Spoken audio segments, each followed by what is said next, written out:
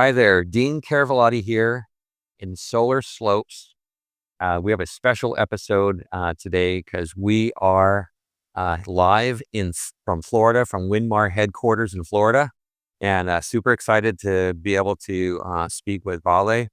And before that, we're just going to talk about Puerto Rico and Florida and the mainland. What are some of the differences from Puerto Rico to Florida?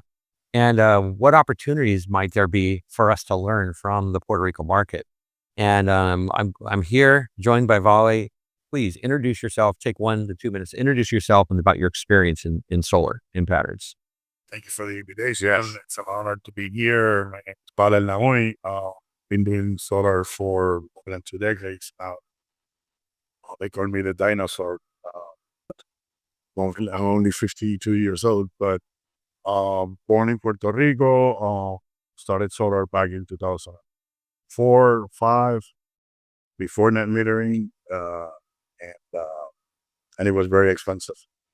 And to live through all those stages, and in Florida, I've been for 8 years now. I had my own company back in the day, sold it in 2018, and had the opportunity to select who I was going to play with, and selected to work with this company. So after competing with them for such a long period, so it was kind of funny, but it's been awesome. Awesome experience. Like we were talking yesterday, I made a lot of friends, good ones, a lot of folks happy. Yeah, awesome. Love that. Love that. We're going to dive more deeper into that as we continue on here. But basically, we're seeing right now an ITC cliff, right? We want to really try to help contractors nationwide and in Puerto Rico to learn from the past, right? And also to look to the future with certainty, because there's a lot of uncertainty in our market right now, and to lead with value, trust, and be able to have a strong service model going into the future. And that's what's going to help those who lead in the market get stronger, grow in their regions, and succeed. Yeah, so let's talk about Florida versus Puerto Rico. There's a lot of similarities between the two markets, right? But there's some big differences. So what's the biggest difference in policy and permitting from Puerto Rico to us here in Florida?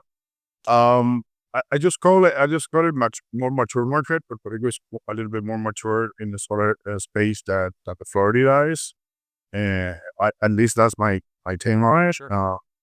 And Puerto Rico, there was no market. Now you go and everything's solar, uh, like it used to be, like it is today. Florida, we're not there yet, uh, but the prices of energy are stimulating the market. The similarities between the two markets are very, known, right? We live in the Caribbean. We're exposed to weather events, which are bigger and stronger every single year.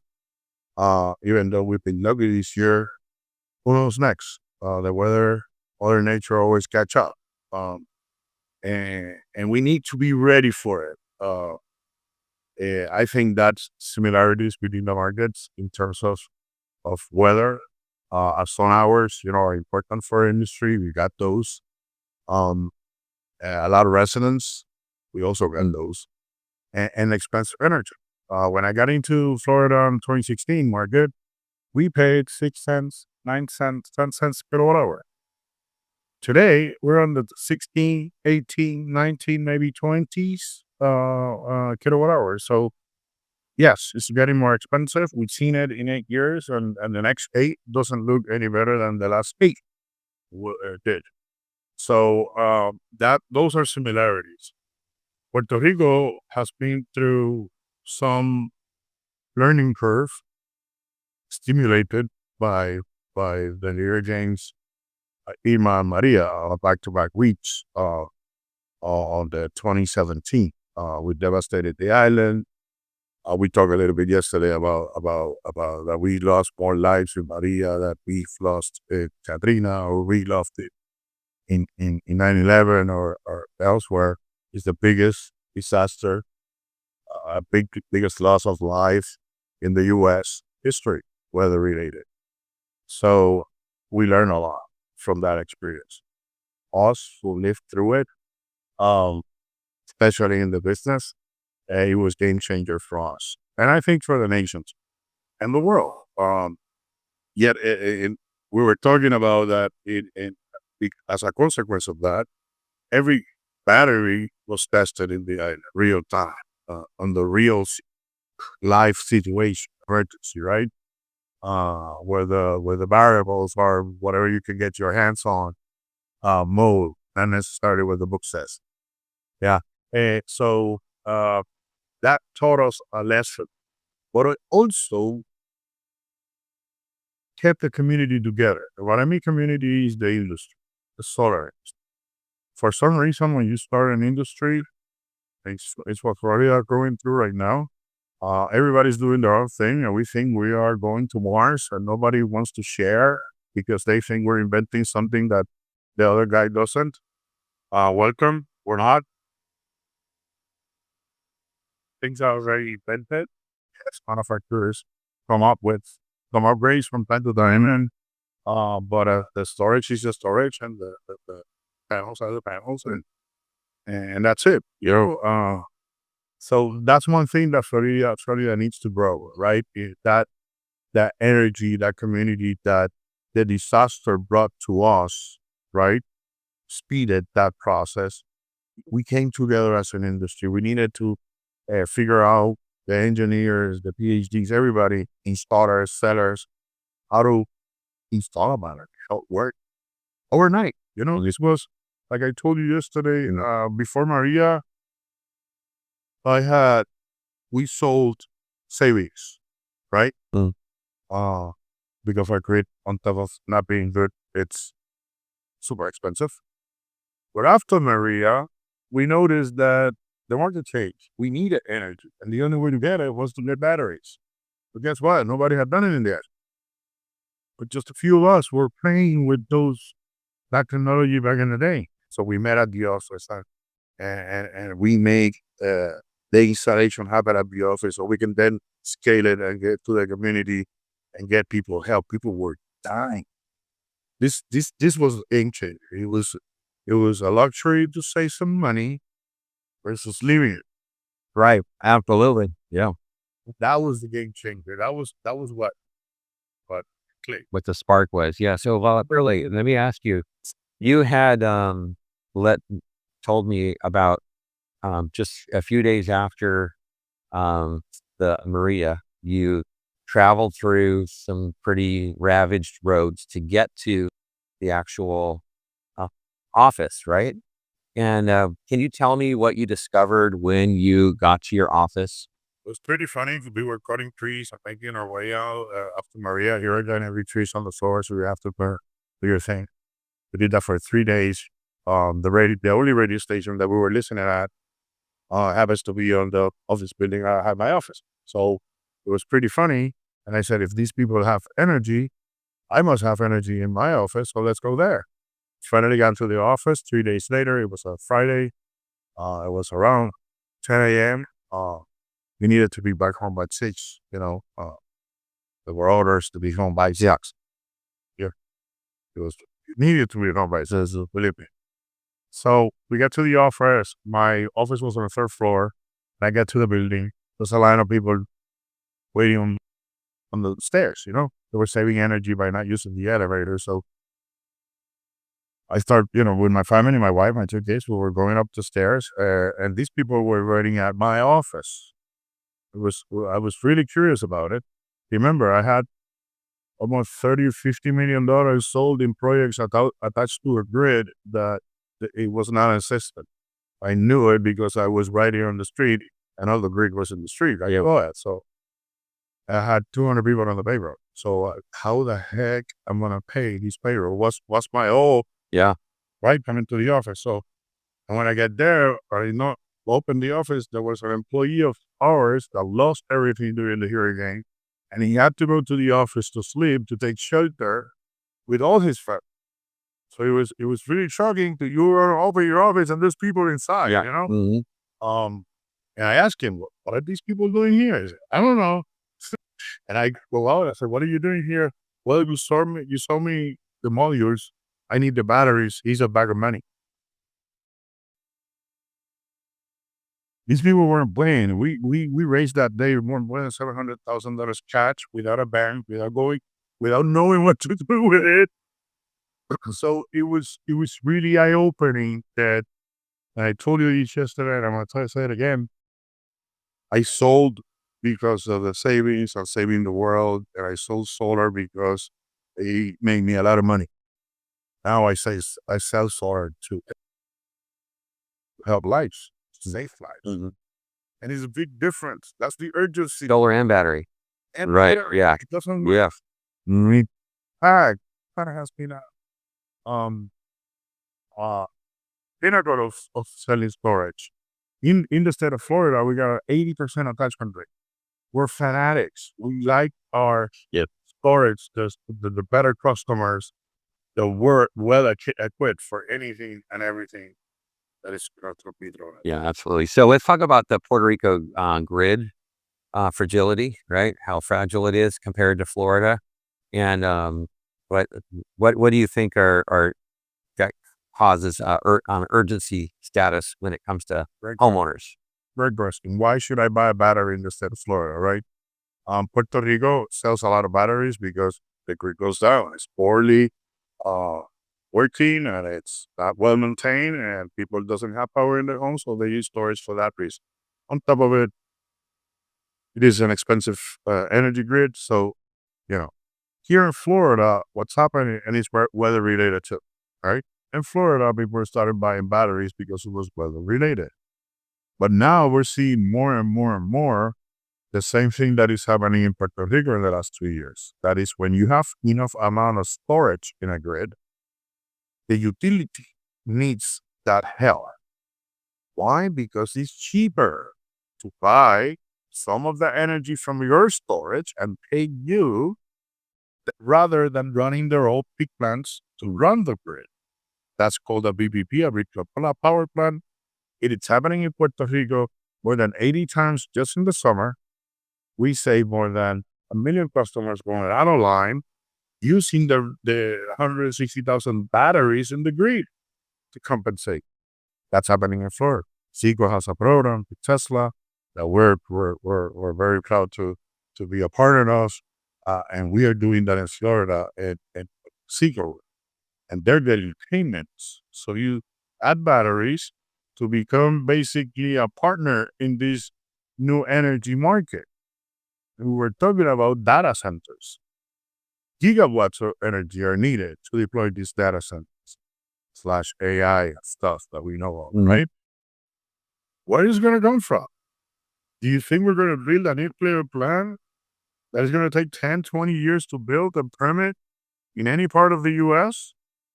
Or we can build a lot of solar storage for these utilities to be prosumers with that utility instead of just consumers. Absolutely. That's what's happening in Florida. So those are two very different reasons why storage has been driven on two different markets with the same product. It's interesting how it's happening and why, but it's fascinating how the two products are being sold in two markets with so many different needs. Correct. Yeah. And I'll say that the Electric Power Research Institute recently published this, that data centers could grow to consume up to 9% of the U.S. Power, right? That's huge, right? And so, and by 2030, so really that's up from 4%. Yeah, that's up from 4%, right? Yeah, from 2023. So really, and these power plants and these data centers are willing to pay over $1 a watt for electricity, right? So yeah, and yeah, so the utilities are more prone to want to feed these data centers because they're making more money on them, right? And then what's going to happen to the price of electricity for the consumer, the ratepayer, right? That residential rate is going to escalate, skyrocket, because of such demand.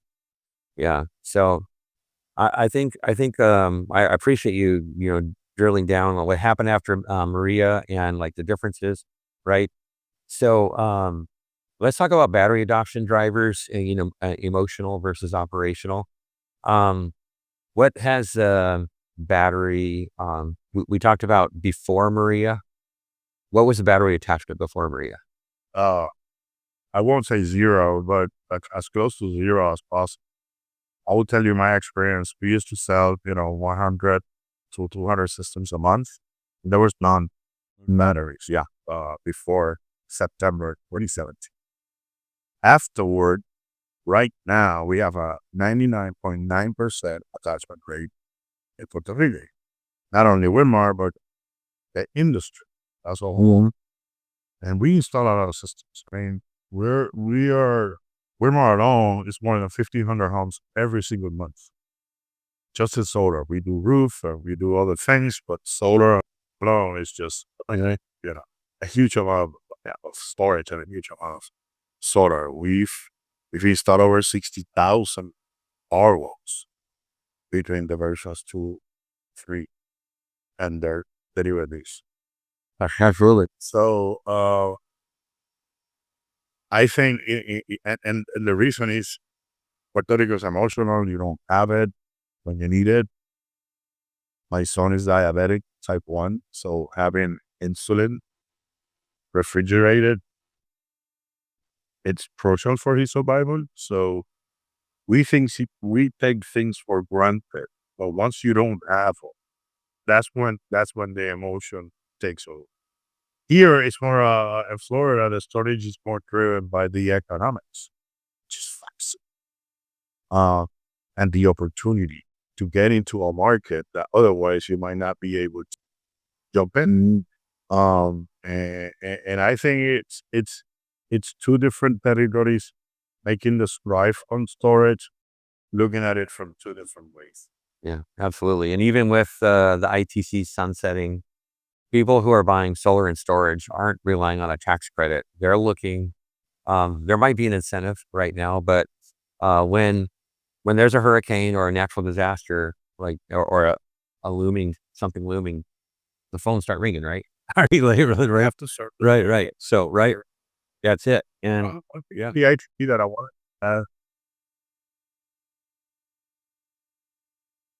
Get watched by a lot of this is not the first time that we don't have. This is not the first time that we have had tariffs. This is not the first time that we have an administration that doesn't like what we do, right? This is my message for you. This is not the first time. So it's not the end of the world. The economies of solar, the single most cheapest source of energy in the world since 2015, it's solar. What do you think has happened since 2015 to now? We added storage. So the storage prices continue to go down. The manufacturing capacity in the US, be careful. It's coming. I'm telling you. And there's nothing better in the world than competition, competing in a free world, right? So don't get to focus on the incentives. Don't get to focus on get focused on what really matters. Focus on what the industry has tell us for so many years. Everybody talks about this being the new technology. In your eyes, guys and girls, we're here. We've been here. And we're gonna be here. And I don't care where in the line of the industry you were, whether in sales like me or whether in insurance or extended warranties like you, manufacturing or whoever you work with. Be sure that you're gonna be here for a long time. We'll be tested, and I believe technology is gonna take over whatever can thrown at. absolutely. ABB. Yeah, absolutely. Understood. Yeah. And I bought solar for $10 a watt back in 2009, right? And the cost of materials has gone down so much, right? And we're still around 350 a watt, right? Solar only. And really 30% is nothing in the whole scheme of things when it comes We down were to that. talking about that yesterday, and I wanted to bring back that conversation. I think it's super important. What Maria did for the business, right? Changing the business model, from savings to having, and all that stuff, good stuff that we just talked about, also brought together our solar community. And this is what happens when you get a lot of smart people in one room, good things start to happen. And one of the things that it was impossible to do in Puerto Rico was our connected permitted project. It took 360 days on average. So when we got together and we figured out how to install this system, and then we look at the industry, and then we were not looking as competitors anymore, but as a team. Then we started looking at the market opportunity. What are the opportunities? Now we're done with the hurricane. We're calling out people. We know how to do it. What's next? What are we going to do next? Well, what's our pain? We start talking to each other. What's our pain? And we figure out that our biggest pain, our biggest cost related pain was permitting. It took 360 days to get a permit. And you know the amount of people that you need to run a follow up and do the stamps and redo and resubmit and all that crap. We got rid of it. Finally, through a law. Now, installations up to 25 kW, you don't need a permit.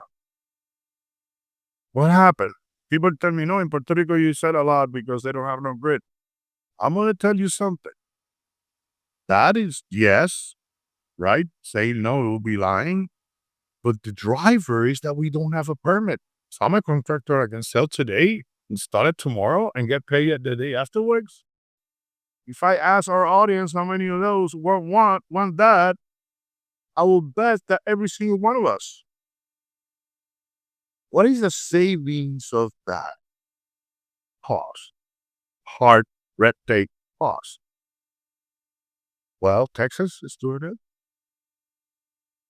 You're talking about drivers, they got a free grid. And now no permits. We can do it in Florida too. By definition, a small generator defined by the DOE is up to 25 kW. That's how we did it in Puerto Rico. Proving that a small generator, by their own definition, doesn't need a hurt. So we can do it in Florida. And imagine yourself, just close your eyes and have no permits, no HOAs. So we got a lot of challenges as an industry. We need to come together in Florida. Yes, it was the hurricane that gave us that, roadmap. We don't have to wait until a hurricane comes to learn that. We did it already. We already paid that price. Let's do it now. Let's start building this to a sunshine state, what it's meant to be. Yeah. So, hey, it brings up a good point, Vale. As far as, let's say a contractor is doing 20 jobs a month, how much would no permits cost him, and how much are permits costing them when it comes terms to money, the cost of part Well, I'm not a financial guy, but I have a good calculator. I have done very few businesses of solar into part of the country. And I can tell you that easily you can save out of the top line 10% without even looking at it. Just imagine getting paid in 30 days versus 120 days. So you need to then use your lines to pay your equipment, to pay your installer, to pay your sales guy, pay the admins and the payroll. When you add that up and you say, well, I'm going to shorten this by X, it's a lot. That's a lot of money. And that's just 20 jobs. If you do 40, 60, 100, it's impossible to, what do you think so many installers get to 200 and then boom? They get to 200 and then boom. I mean, you see it over and over. And there are different reasons, right? I'm not saying it's all related to this, but one of the big reasons is that. The other businesses are the different business models that they use. Red lines, share revenue, data. I mean, we've been through all of that. And when you look at the industry, you see who's standing and who's not. And you kind of start seeing what are the similarities among them and what are not. Yeah, absolutely. We see the leaders still standing, right? And yeah, I can definitely see that.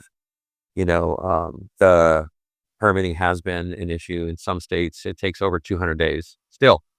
In for Look at PTO. 1.80 in some, or there's cities that have instructor a team. I don't want sales. That's it.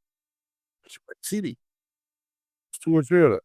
I don't want deals from it because it costs me more than the output. So no. Yeah, it's crazy. So let's go back to the tax credit shifts a little bit and unpack that. So what are you hearing from the industry? You hold that green drinks event, Yeah. right? So what are you hearing from contractors and lenders about that? And There's a lot of urgency. We have used these the 31st as also driver, yeah, of course. That's what we do. And they've been on that drive. Now they're kind of what's next. Start looking at that first quarter of next year.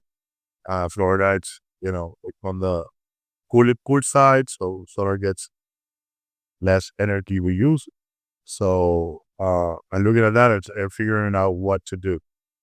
Some of them are scared because when you talk to them, they're being in the industry for 2, 3, 5 years. That's why I'm saying, chill out. This will happen. It's part of growing up. Manufacturers are manufacturing equipment. Every investment has been followed through on it. So technology is going to take over. Financing is going to get better.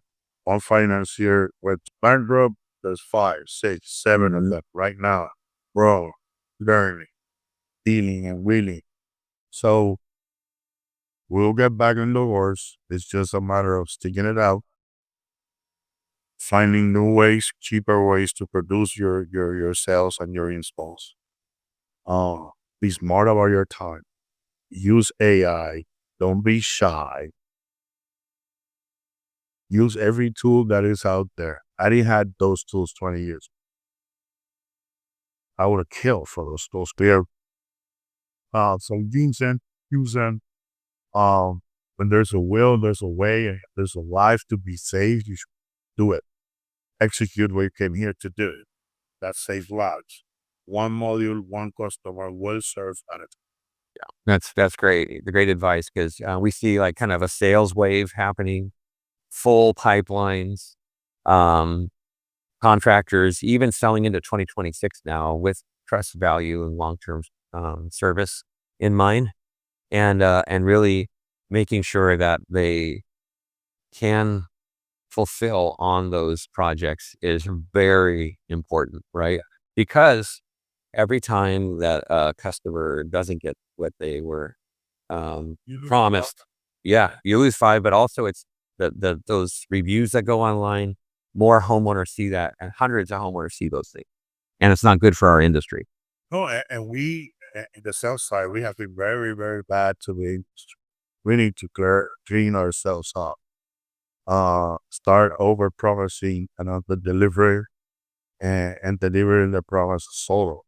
Solar is great for anybody, everybody, as long as we don't oversell it Yeah. and under deliver. So, and we are too. We need to move in that direction. We need to clean up. Yeah, absolutely. And we need to move our businesses, away from these short-term monster drink highs Yeah. to long-term businesses, right? So that's really important. Yeah, I appreciate that. Now, as far as if you had a contractor's wish list, what Florida, what do Florida and Puerto Rico need next? In Florida, we need more solar community uh talk. We need to find out our real pains, our common pains. That will help us a lot in the regulation side and also with the utility side, their own regulator. It will help a lot with the public. with a little bit of transparency among the parts is always very good. Puerto Rico, every customer knows that this works. They don't have, in Florida, there's a lot of doubt. In Puerto Rico, there's no doubt. They already been through it. They know it works. They're custom. They're right. But Fred, we need to grow that trust. We need to build that trust. We've been violated, if you will, by others coming here, selling short term and leaving the state with their pocket full and leaving us with angry customers and under delivered customers. So what I think we need is to come up together as an industry first. Start talking about our pains. We know each and every one of us know what our pains are. Let's talk about them. Because when there's a will, there is a way. We've proven that beyond reasonable doubt. So that would be my first wish. To come together as an industry. Doesn't matter if you're a manufacturer, service, sales team, an EPC. I don't care who you are or where in the gamma you worked. You're in the industry, you care about this, you want to do this for the next 3, 4, 10, 20, 30 years. Let's go together. Let's start talking. There's plenty of places to go network. We have green drinks. By the way, it's tonight at 6, Lake Nona. But there's other events. There's RE Plus going on. Go talk to your people. Talk to your peers. There's FLACIA, Florida Solar Energy Association, that will remember us. Go to your peers. Talk among each other. Let's talk. Let's have that conversation. And this is good for any state. Don't take me wrong. Sure. This is Absolutely. good wherever you go. Yeah. It doesn't matter who you are. Talk to your peers. There's some rules about talking to competitors. We will not talk about price. We will not talk about, all the strategies that we use and stuff. But we will talk about permitting. We will talk about stuff, HOAs and how that process goes and insurance. And we have a multiple of pains that we could really come together and talk. That is what drove the industry in Puerto Rico. It did it in Hawaii too. That's what we copied from our island. We went there and we saw what they're doing and we copy that as an industry, and that's what we need to do it for. Then afterwards, we need to figure out the financing part. We need more finance, more banks to jump into the jungle. Product like yours that makes that happen. Longevity in this equipment takes away the untrust of these lending institutions. And I think we should be all over that, expanding the services, making sure that they understand what your product is all about. Yeah. Because that, my friend, will take us to more lenders. And with this, I'm gonna tell you what my aspiration is. If you go today to any dealer, car dealer in the US, any dealer, with your credit, you can get a $200,000 car anywhere. Why can't you do it solar? That's my goal. That's where we need to be. Solar needs to be mainstream so we can sell more, so people will benefit. We can't do it with 10 or 12 banks. We need more lenders. And I think that's happening today.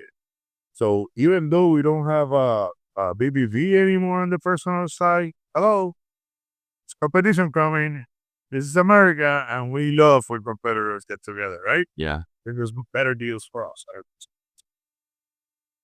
Absolutely. No, I love that. I love those 3 wishes, so getting together as a community, building trust and longevity, right? And financing part. Financing partners, right? Those 3 together, magic happens. Yeah. So let's talk more about building a durable solar business. And obviously, building certainty in an uncertain market really helps build trust, long-term service, and clear value. So why contractors why are contractors that lead with warranty? Why are they more successful than those who don't? Warranty and service, it's our key to success. Everybody asks us, what's your magic? What do you do? And I tell everybody that's like the Coca-Cola recipe. That's top secret. It ain't. It's about service and warranties. And you need partners to comply with those promises. We sell a lot of Puerto Rico and here. Do you know that 80% of our sales are referrals from customers? 80%. That's how crucial and important for this company it is to warranty and partner correctly with warrantors and service our customers. We did nothing if that customer is not benefiting from us. Nothing. That's our motto: transparency, meritocracy, especially for the customer. And that's our key to success. And partnering up with people that will back up our word.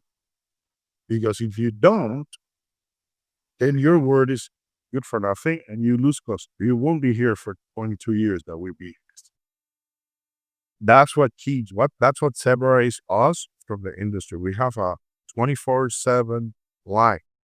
Any customer, any part, call our line, say, hey, I don't have power. And we will, an actual person would actually pick up the phone, make a service ticket, a dispatch, uh, some service units there. So can I stop some real quick? That's the future of solar. Whoever's watching here, I hear the same exact thing in Hawaii. They're there. You are there 24/7 because solar. If you're selling solar only, it only works during the day. When you have solar and storage, it's working 24/7. So when you're solar and storage, Windmar is doing 80% of battery attachment rate here in Florida, 99.9% in Puerto Rico. This is the future of our industry, where storage it is driving, and it is the next boom, right? And if you don't dive into it now and learn how to do this and to make sure that you're giving the homeowner solar and storage, you're not creating the best customer experience for the future.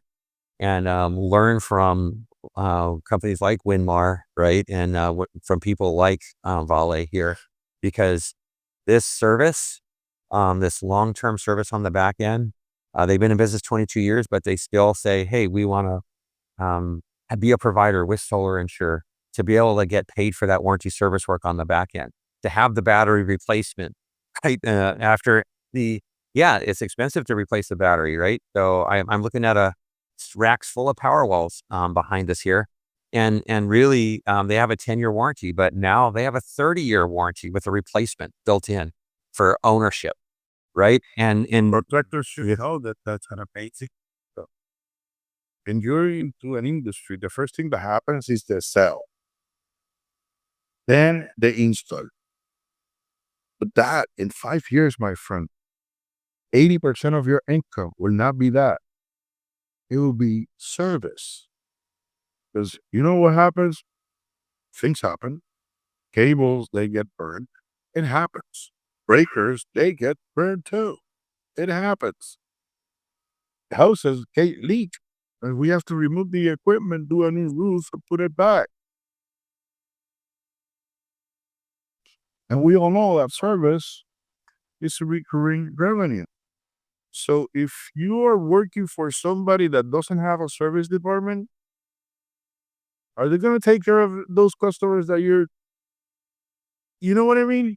So that's the secret. It's I want to be here for 20 more, 30 more, 50 more. How can I build trust in that customer?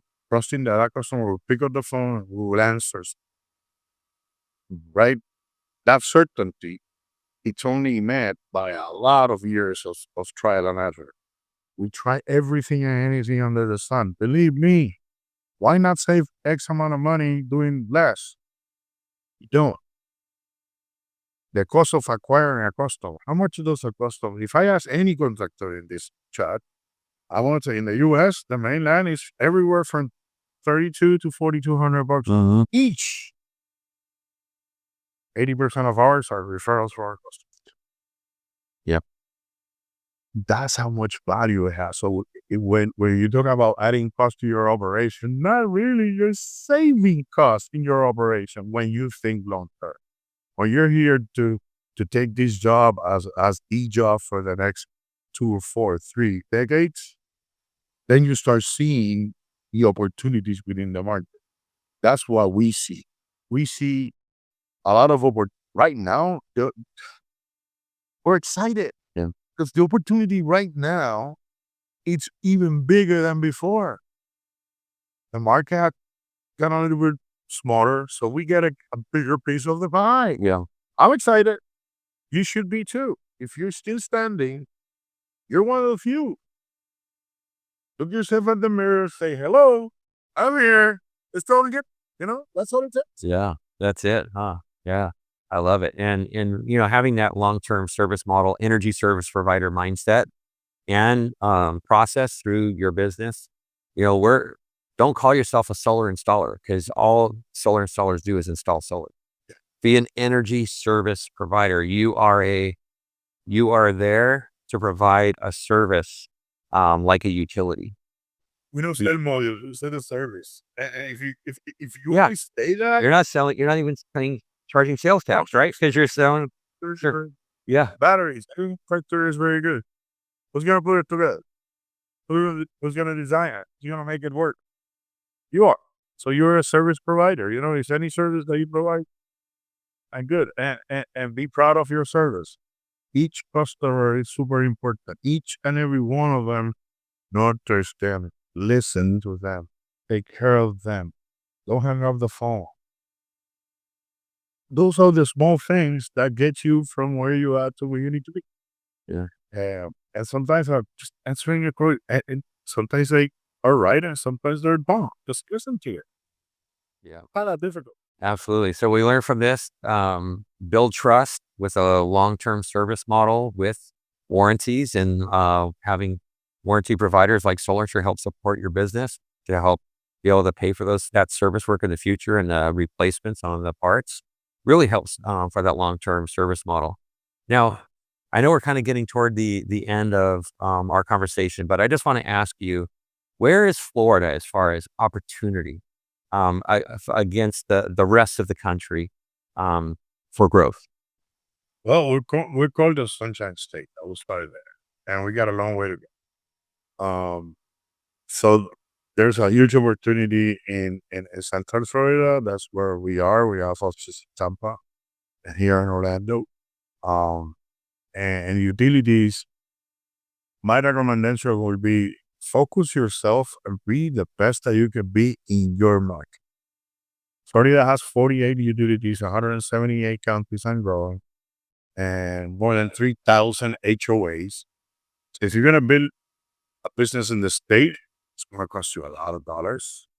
Learn it through it. Believe me, we did it. We pay a high price for it. I would not recommend it to you. So if you live, let's say in I don't know, Jacksonville. Jacksonville. Yeah. All right. So Jacksonville, JEA, the utility there. They got a great product for batteries. And the net meter is 70/30. So go out there, be the master of that utility, great, get good partners, talk to them about what you're planning in your head, and focus on them, and you will win every single time. Don't spread yourself too wide. If we learn something about the recent activity in the financial market, being a national company is not longer important. Being a local installer, prepare for growth with a good service department, taking care of the customer is the way to go. Yeah.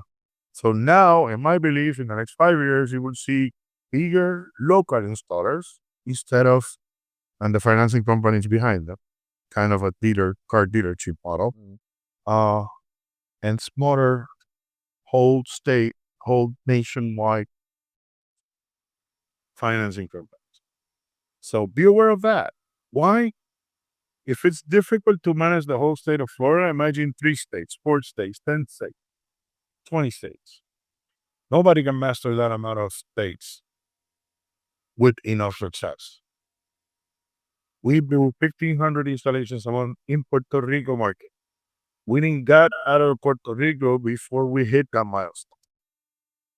We wanted to be the best before we grow.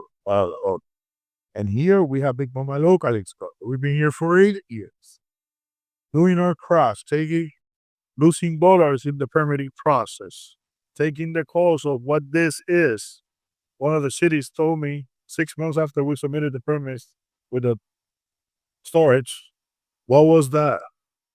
from a PhD electrical engineer. Yeah. It was really fun. That tells you a lot of what we need to do as an industry, how much we need to grow. So that would be my assessment. We got a long way to go. Florida opportunity is huge. Seagrove, Duke Energy, FPNL. They're all going for some time of use or feeding or some kind of stuff that we need storage for. So become experts at storage, and don't use every brand. Just pick one, maybe two, and master it. They're very good. All of them. We use Tesla, but all of them are very good. Just focus yourself on what you're really good at and go and kill it. That would be my dearest advice to anyone who's in the industry. If you're a sales, focus on sales. If you're a designer, focus on designing your best deals. That would be my best advice to Uh, anyone.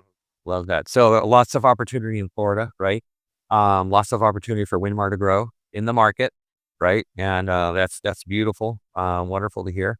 So as far as f- final advice, we're going to talk about some closing thoughts and calls to action. Um, what advice would you say for those who are planning for 2026 and beyond at this time? Be able to see what's really going on. Don't look at the first quarter, second quarter, third quarter. Look at the year. Put goals that are achievable, especially in the first quarter, especially in this market, so you can grow from those opportunities. Expect the unexpected. Be able to design your business model to pivot. Okay, and network. There are more lending companies coming into the business. There's more opportunity in the business for you. But if you're in the office, if you're in the home, you won't see them.